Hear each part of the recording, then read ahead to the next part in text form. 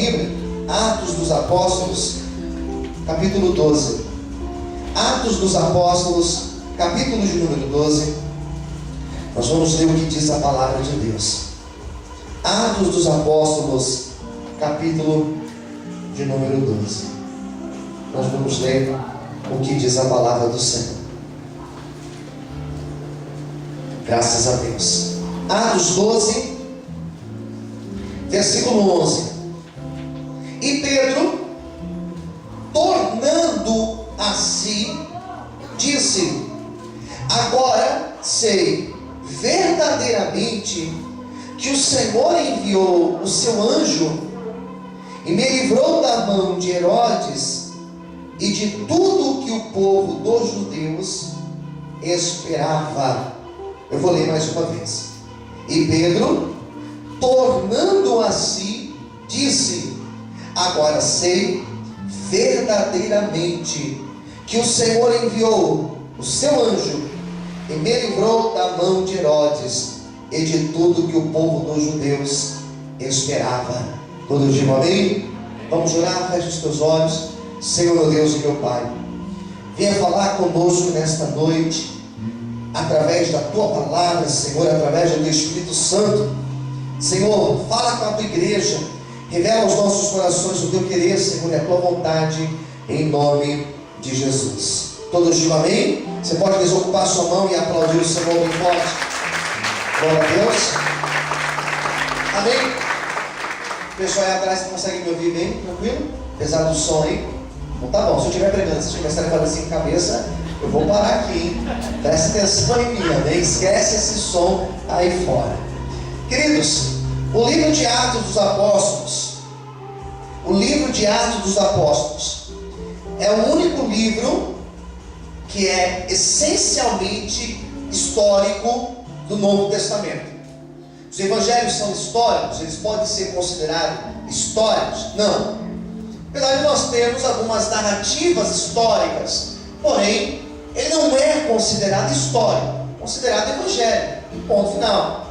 Os outros livros são, na verdade, cartas destinadas a alguém ou a um povo, a uma igreja, ou cartas direcionadas a todas as igrejas, que são chamadas de cartas as epístolas universais, Pedro, João e também a de Tiago e de Judas. O livro de Atos ele é histórico. E qual é a história que conta o livro de Atos? O livro de Atos vai falar do desenvolvimento da igreja, a igreja primitiva, a igreja antiga, a igreja apostólica. Então, quando nós estamos lendo o livro de Atos, nós estamos lendo o relato de como a igreja se desenvolveu, como ela cresceu. A igreja não tinha esses moldes de hoje. Isso aqui não, a igreja não era assim. A igreja, na verdade, era um grupo doméstico. Eram reuniões feitas em casas. Então eu tinha uma casa, por exemplo, uma casa espaçosa, e eu convidava a comunidade para ir na minha casa. Então todo mundo sentava na minha sala e nós pregávamos ali, falávamos da palavra. E assim os apóstolos eles foram criando grupos em vários lugares. E essas igrejas elas começaram a crescer, se desenvolver e se tornaram grandes comunidades, igrejas maiores. Mas começou como? Em casas. Muito parecido com os trabalhos de hoje começam. A igreja nossa, a Vale de Bênção, ela começou dentro de um salão de beleza. É missionária Marilde. Começou lá e foi crescendo, e hoje nós já somos aí em várias igrejas. Então é assim que acontece, foi assim que aconteceu na igreja antiga, ou igreja primitiva, se assim você preferir. Dois grandes apóstolos tiveram destaque. Dois grandes. Quais? Pedro e Paulo. Repita comigo: Pedro. Está fraco? Diga Pedro. E Paulo. O apóstolo Pedro foi um apóstolo que viveu com Cristo, como viveu, andou com ele, viu os grandes milagres de Cristo, andou sobre as águas, negou Cristo no final da história, né? E o outro apóstolo foi Paulo, que não andou com Cristo, mas teve encontro com Cristo, também relatado aqui em Atos dos Apóstolos. não com o Cristo que viveu aqui, mas com aquele Cristo que já tinha ressuscitado, que apareceu a ele ao caminho de Damasco. Então são dois apóstolos principais, digamos assim, Paulo de um lado e Pedro de outro. O apóstolo Paulo era um apóstolo muito mais voltado para os gentios, para aqueles que não eram judeus, estrangeiros. Então nós temos Paulo pregando, por exemplo, lá na Grécia. Nós temos Paulo pregando em outras regiões da Ásia. Nós temos Paulo pregando em vários outros lugares onde os outros apóstolos, eles não iam. E Paulo foi indo. E Paulo teve a preocupação de fazer uma ruptura, uma verdadeira ruptura entre o cristianismo e o judaísmo. Judaísmo é uma coisa e cristianismo é outra coisa. Era isso que Paulo dizia. Para os judeus, eles precisavam fazer circuncisão. Paulo falava: esquece circuncisão, porque a circuncisão agora é feita no coração do homem, do indivíduo. Quando ele aceita Jesus, quando ele se converte verdadeiramente, aí é feita a circuncisão no coração dele. Então Paulo era esse que pregava para os gentios. Pedro, ele já tinha características do judaísmo, porque ele era formado pelo judaísmo. E Pedro, ele foi um grande homem de Deus, um grande instrumento nas mãos do Senhor. Esse Pedro, ele começou a se destacar entre os apóstolos. Daqueles que andaram com Cristo, ele começou a se destacar. Não era um homem tão formado intelectualmente como Paulo, porém era um homem cheio do Espírito Santo. Diga para quem está perto de você: o Espírito Santo faz a diferença na vida da pessoa. Amém, queridos? E Pedro, ele era esse homem cheio do Espírito Santo. Ele era tão cheio do Espírito Santo, queridos, que a sombra de Pedro, Pedro passava, e por onde ele passava, a sombra dele, quem a sombra dele alcançava, se tivesse enfermo, a pessoa era curada. Ele era cheio de Deus. Ele prega depois da descida do Espírito Santo, e diz a Bíblia que milhares levantam a mão e dizem: eu quero esse Jesus para a minha vida. Ele batizava, e cada culto 5.000 almas aceitavam Jesus. Ele era um homem cheio de Deus. Então Pedro, ele começa a crescer e desenvolver com a igreja. E o que ele tem de similar, de parecido com Paulo? Os dois foram perseguidos. Os dois foram presos. Os dois passaram por perseguições. E eu começo a entender que quando nós começamos a ter envolvimento com Deus, quando a gente começa a se envolver com Deus, nós começamos a ser perseguidos. Somos perseguidos às vezes na nossa família. Incomoda esse negócio de servir a Deus. Conheço casais que, quando não servia a Deus, a esposa não achava ruim que ele chegava em casa tarde. A esposa não achava ruim que ele chegava em casa às vezes até embriagado, mas quando ele se converte, ele chega em casa e quer ouvir um louvor, quer ouvir algo de Deus, ele quer estar na igreja, a esposa acha ruim. E o contrário também.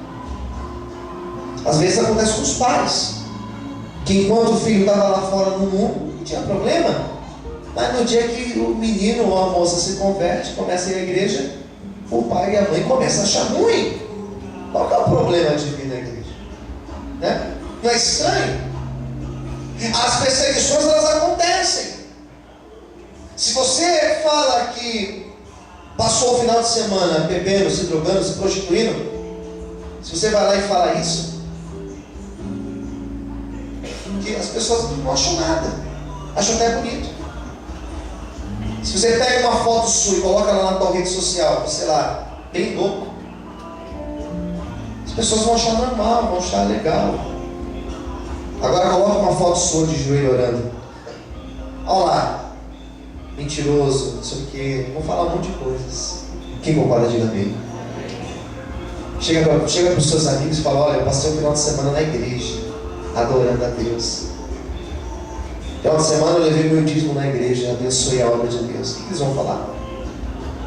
Você sabe o que eles vão falar? Você sabe o que eles vão falar.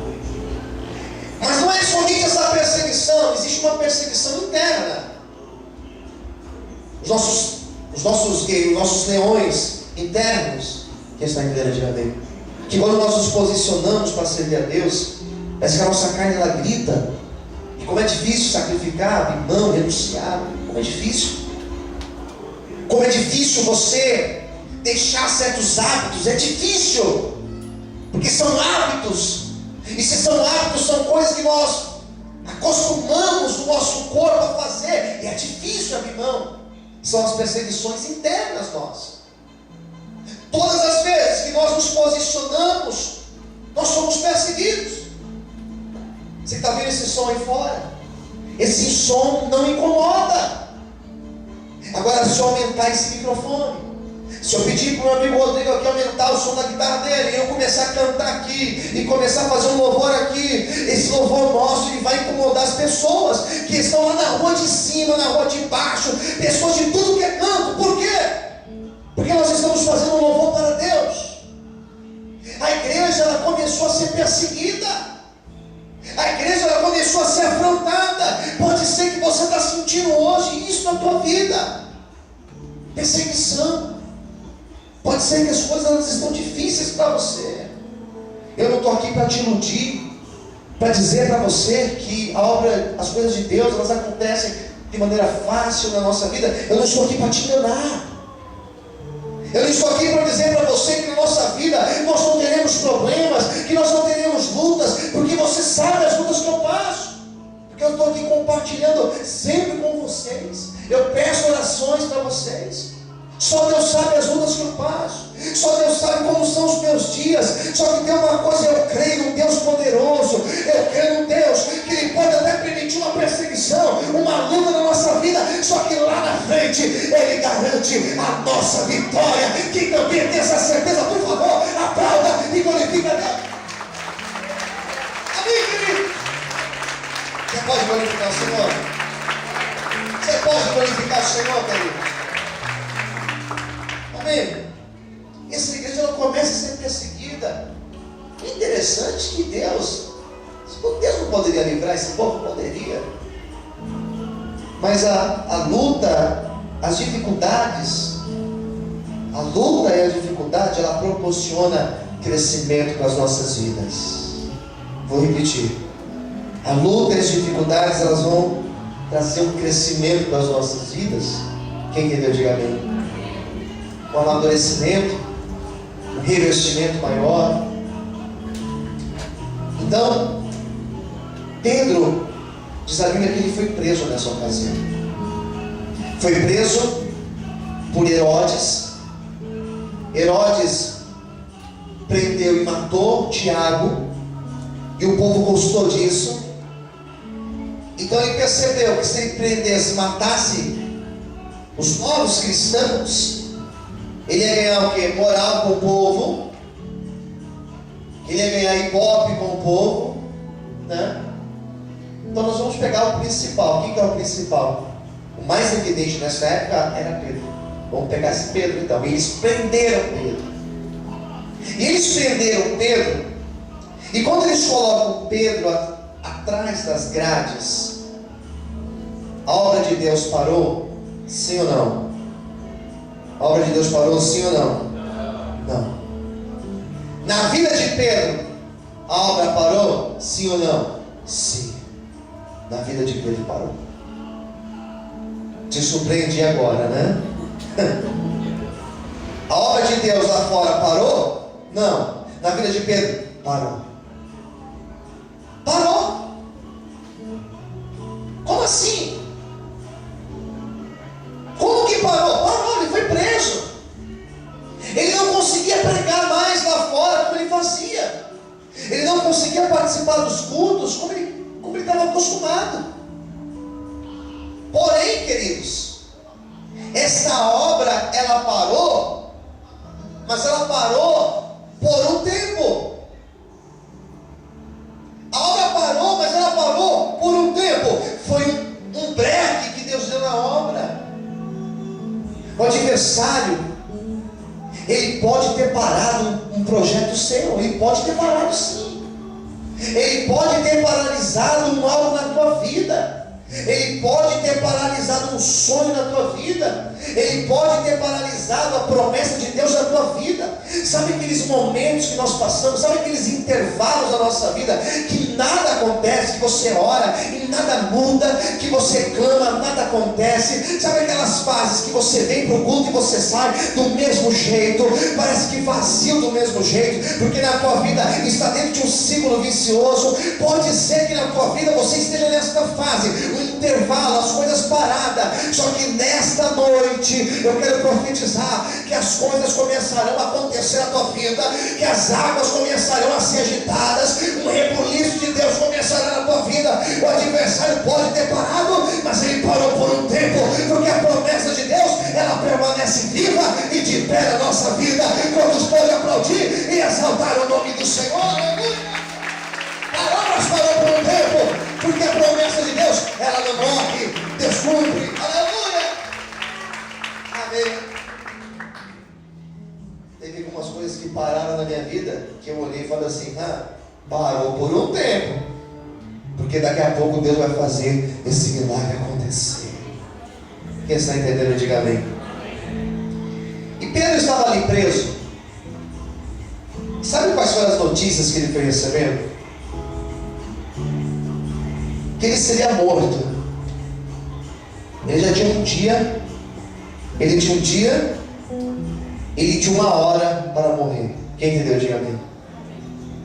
Fala para Pedro, Pedro, você vai morrer, você é o próximo da lista. Tem uma lista lá na mão de Herodes. Tiago, esse já foi morto. Quem que é o próximo? Pedro, você é o próximo da lista. É sério, seríssimo. Quando eu vou morrer? Você vai morrer na Páscoa. Você não gostava de Jesus? Morreu na Páscoa? Vai morrer na Páscoa também. Tal hora, amanhã de manhã, eles vão pegar você e vão te levar lá na praça pública. E eles vão te matar, igual mataram o Tiago.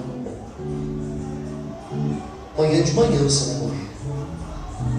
Se amanhã de manhã a sentença dele era de morte, ele falou, quer saber? Eu vou colocar essa minha luta nas mãos de Deus, porque até amanhã Deus pode fazer um milagre na minha vida. Se Ele quiser que eu morra, eu vou morrer, mas se Ele tiver ainda uma promessa a cumprir na minha vida, essa promessa ela vai ter que acontecer, porque Ele não pode mentir nas suas palavras. Sabe o que aconteceu naquela noite? Pedro dobrou seus joelhos naquela prisão, colocou a sua cara no pó e ele começou a clamar, dizendo, Jesus, o Senhor está me vendo, o Senhor sabe aquilo que eu preciso, o Senhor sabe que amanhã de manhã eles virão aqui para me buscar, para me matar, mas o Senhor é poderoso para dar o livramento, o Senhor é poderoso para fazer um milagre. Diz a Bíblia que ele estava ali orando e clamando a Deus, ele estava ali clamando, orando, apresentando esta causa ao Senhor, quando de repente ele dormiu. Já teve a experiência de dormir orando? Pergunte para o teu vizinho do lado, você já dormiu orando? Ih, pastor, toda noite eu durmo orando. Eu já dobrei o joelho para orar, queridos. Eu acordei, nem sei que horas. Falei, meu Deus, onde eu parei mesmo assim, nossa conversa. Fiquei ali de joelho orando. Quantas vezes já fui em vigílias? Aquelas vigílias, vamos orar, né? Fazer um momento especial de oração. E eu apagar na cadeira e quase caí da cadeira. Ele estava ali de joelhos orando, chorando, pedindo um livramento. De repente ele dorme. E agora me responda, como que alguém, sabendo que vai morrer no outro dia, consegue dormir? Será que nós conseguiríamos dormir? Tem gente aqui que consegue, eu tenho certeza disso, né? Mas não tem como você dormir se você vai no outro dia ser morto. Eu de sexta para sábado fui dormir pouco, ansioso para apresentar o trabalho, ansioso. Pedro, ele estava ansioso? Não. Pedro, ele estava confiante. Nessa noite você vai pôr a tua confiança nas mãos de Deus. Nessa noite você vai pôr a tua luta nas mãos de Deus. E você, tem muita gente que fala que a segunda-feira é ruim, que a segunda-feira é um dia difícil. Sabe de uma coisa? Você vai dormir hoje tranquilo, e amanhã quando você acordar, você vai levantar e você vai dizer: essa semana será uma semana abençoada. Ah, mas tem um monte de problema. Não tem problema, não tem problema nenhum. Deus, Ele está na minha frente, e a minha semana, ela será abençoada. Tudo vai dar certo, a porta vai ser aberta e o milagre vai acontecer, porque Deus, Ele está na minha frente. Quem crê nesse Deus que vai na frente, glorifique e aplauda o Senhor bem forte. Aleluia. Vai dormir essa noite em paz. Amém, queridos? Ele estava ali orando, e ele dorme.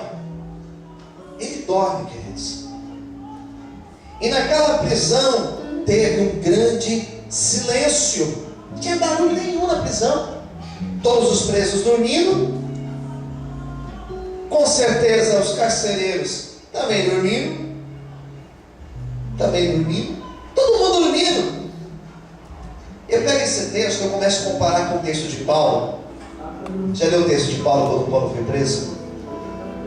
Pedro, ele era mais contido. Pedro, se ele estivesse nesse culto aqui de hoje, na hora que a palavra falar com ele, ele falaria assim, na mente dele. Glória a Deus. Na mente. Paulo não. Paulo já era aqueles mais escandalosos. Paulo já era dando glória a Deus, gritando, pulando, sapateando, chacoalhando o irmão do lado, dizendo: está vendo o que Deus está falando? Toma posse aí. Tem crente de tudo que é jeito. É ou não é verdade? Pedro dormiu quietinho ali em silêncio. Com Paulo foi diferente. Paulo era quase meia-noite. Ele: Silas, vamos começar a louvar a Deus. Mas agora, Paulo, agora não tem hora para louvar a Deus. Vamos começar a louvar. E os dois começaram a louvar. E os dois começaram a adorar. Eles oravam e cantavam. E diz a Bíblia que era quase meia-noite. Teve um terremoto, as prisões foram abertas. E Deus deu livramento para eles. Assim foi com Paulo. Com Pedro foi assim? Não. Com Pedro foi diferente. Sabe por quê? Porque com cada um Deus faz de um jeito. Olha para o teu irmão do lado e diga para ele: com cada um Deus faz de um jeito. Amém? Ah, pastor, mas lá no irmãozinho fulano lá, Deus usou o irmão dele, Deus usou a prima dele, aquela pessoa lá contou testemunho, pastor, e Deus usou o chefe dele para abençoar. Eu não sei quem Deus vai usar para te abençoar, eu não sei de que maneira vai acontecer, eu não sei se você vai achar um dinheiro no chão, eu não sei se vai aparecer dinheiro na tua conta, eu não sei se Deus vai usar o teu inimigo, eu não sei se Deus vai usar um macumbeiro, eu não sei o que Deus vai fazer, mas se Ele tem promessa, a promessa dele vai se cumprir, em nome de Jesus. Quantos podem aplaudir e glorificar a Deus nessa noite? Eu não sei como vai acontecer a promessa de Deus na tua vida. Quem queria assim, diga amém. Daí com ele foi diferente. Estava ali orando, dormiu, apagou, e de repente ele teve uma visão. Ele viu um anjo chegando perto dele. E o anjo chegou perto dele e chamou ele. Falou: ei, Pedro, sem barulho. E Pedro olhou e viu aquele anjo, aquele ser celestial. E Pedro olhou assim. O anjo: nada, vem aqui comigo. Assim, vem aqui comigo. Mas o pau algemado. Diz a Bíblia que as algemas caíram da mão dele. Aqui soltou, mas meus pés estão algemados. E diz a Bíblia que as algemas dos pés soltaram nos pés dele. E ele ficou solto. O anjo: fica quieto, não fala nada. E Pedro estou com frio. O anjo falou assim: então pega a sua capa. Está frio lá fora, pega a sua capa. Eu estou ilustrando, porque o anjo mandou ele pegar a capa, com certeza porque estava frio. Põe a capa, botou a capa, agora você vai me seguir. E diz a Bíblia que os guardas estavam ali na porta, e conforme eles foram saindo, diz a Bíblia que as portas, elas foram abrindo sozinha. Diz a Bíblia que a primeira porta abriu, diz a Bíblia que a segunda porta abriu, diz a Bíblia que tinha uma porta de ferro bem grande. Essa porta de ferro era aquela aquelas portas bem barulhentas, mas naquele momento, quando o anjo chegou e tocou naquela porta, aquela porta não fez barulho nenhum, a porta simplesmente abriu, ele foi atravessando. Deus começou a falar comigo nessa noite, dizendo: filho, eu começo hoje a abrir portas, eu começo hoje a abrir portas, eu começo hoje a abrir portas ao teu povo. Eu não sei qual porta está fechada na tua vida, só que Deus vai abrir, e você vai ver a glória do Senhor na tua vida. Quantos podem aplaudir e exaltar o nome do Senhor que forte? Você pode glorificar ao Senhor nessa noite. Aleluia! Diga para o teu vizinho do lado: Deus trabalha em silêncio. É no silêncio que Deus trabalha. Pastor, mas Deus não está falando nada para mim. Não se preocupe, Deus está trabalhando. Pastor, mas parece que nada está mudando. Não se preocupe, continue orando. As coisas vão melhorar na tua vida sim, em nome de Jesus. O que acontece? Quando Pedro chegou na rua, quando a última porta abriu, ele chegou na rua, ele atravessou a rua, atravessou para o outro lado do presídio, prisão, né? Ele atravessou a avenida, ele olhou para trás e viu lá a prisão lá, ele se viu aqui fora, ele achou que aquilo era um sonho, ele achou que aquilo era um sonho. Já teve essa sensação? Já teve essa sensação de você estar num lugar e você pensar: meu Deus, isso aqui é um sonho. Quem sabe do que eu estou dizendo? Diga amém. De você viver uma situação, você falar: Deus, não acredito que eu estou conversando com essa pessoa. Isso aqui é um sonho para mim. A esposa que fala, que o dia que ela casou, ela falou: Deus, é um sonho. Ela sempre fala essas coisas. É um pouco tímida para falar assim na frente de vocês, né? Vocês viram semana passada a declaração que ela fez. Ele falou: isso aqui é um sonho. Não era um sonho, era a realidade de Deus para a vida dele. Eu tenho passado por essa experiência, irmãos. Deus tem me colocado em lugares, Deus tem me colocado em lugares, em situações que eu falo: Deus, isso aqui é um sonho.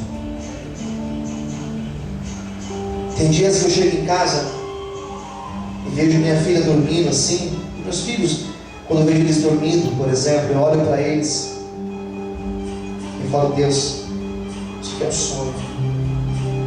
Meu filho, minha filha, isso aqui é um presente para mim. Com muito cuidado eu vou lá e dou um beijo, só para lá acordar. Eu fico ali observando. Às vezes eu entro aqui na igreja durante o dia, tudo apagado, ninguém na igreja. Eu entro, eu paro ali na porta, eu olho assim para a igreja. Para você talvez é só um lugar, mas quem viu como nós começamos sabe o que isso representa. O que isso representa? Eu falo: Deus, isso aqui parece um sonho. Essa bênção aqui parece um sonho. Eu no sábado eu me vi lá concluindo mais um curso, mais uma pós-graduação. Falei: Deus, isso aqui é um sonho, Senhor. Mês passado eu me vi indo para um outro estado. Mês passado eu me vi indo lá para o Rio Grande do Norte. Eu me vi inaugurando uma igreja fora do estado de São Paulo. Eu falei: Deus, isso aqui é um sonho, Senhor. Porque eu estou vendo as tuas promessas acontecendo na minha vida e no ministério que o Senhor tem confiado em nós. Sabe o que Deus quer que eu profetize na tua vida nessa noite? Se você crê, você recebe. O Senhor quer que eu profetize que esse ano ainda você viverá situações, você viverá portas na tua vida financeira, você viverá coisas no teu casamento, você viverá coisas na tua casa, você viverá grandes projetos. Você vai entrar em lugares e você vai dizer: Deus, só o Senhor para me pôr aqui, só o Senhor para abrir essa porta, só o Senhor para fazer isso. E você vai dizer: parece um sonho. E Deus vai dizer: não é sonho não, é a realidade que eu preparei para você. Quem recebe essa profecia, aplauda e adore o Senhor essa noite. Se acordados. Você vai viver sonhos acordados. Diz o Senhor para você nessa noite. Aleluia. E ele caiu em si. Sabe o que significa isso? Ele viu a realidade. Falou, não, caiu em si. Ele viu a realidade. Ele falou, isso aqui não é sonho não. É a promessa de Deus para a minha vida. Sabe o que significa que ele caiu em si? Ele estava como que sonhando. Ele voltou à realidade. Quando ele voltou à realidade, ele viu que o Senhor tinha feito uma grande obra na vida dele. O milagre de Deus vai acontecer na tua vida. Você crê nisso? Quem crê, diga amém.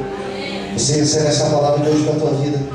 Você possa crer, guardar essa palavra no teu coração. Não deixe ninguém roubar essa palavra, essa certeza no teu coração. Porque o Deus que te prometeu, Ele cumprirá a promessa dele na tua vida. Amém? Que Deus te abençoe, te guarde, te ilumine e faça você viver as promessas dele. Em nome de Jesus, vamos aplaudir, exaltar o Senhor bem forte. Que Deus te abençoe. Vamos orar. Vamos orar, queridos. Feche os olhos nesse momento.